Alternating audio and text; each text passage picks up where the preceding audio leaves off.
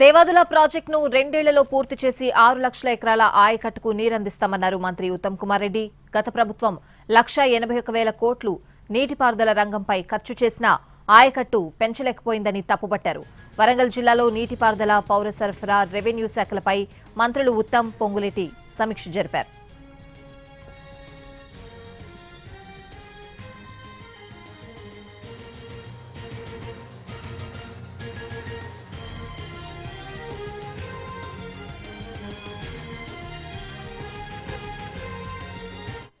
పదేళ్లలో ఇరిగేషన్ శాఖ మీద 1.81 lakh crores ఖర్చు పెట్టిన నామమాత్రం ఆయకట్టు, కొత్తగా ఆయకట్టు మరి జనరేట్ చేయగలిగారు.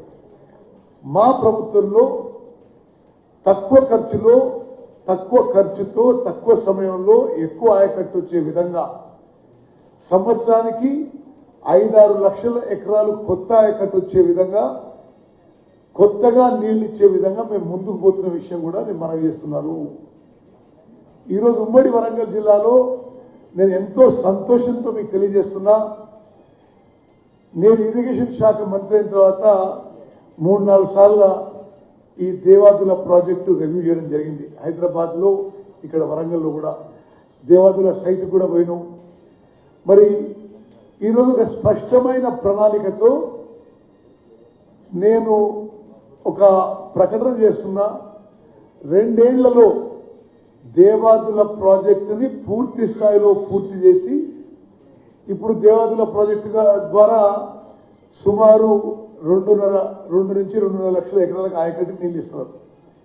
మేము 2 ఏళ్లలో బాటిల్ నెక్స్ అన్ని క్లియర్ చేసి, అన్ని సమస్యలు పరిష్కారం చేసి, అవసరమైన నిధులు ఇచ్చి, అవసరమైన ల్యాండ్ అక్విజిషన్ R&R పూర్తి చేసి, మరి 2 ఏళ్లలో దేవాదుల పూర్తి చేసి 6 లక్షల ఎకరాలకి మరి ఉమ్మడి వరంగల్ జిల్లా, అదేవిధంగా భువనగిరి జిల్లాలో కొంత భాగానికి నీళ్లు ఇస్తామని చెప్పి స్పష్టమైన ప్రకటన.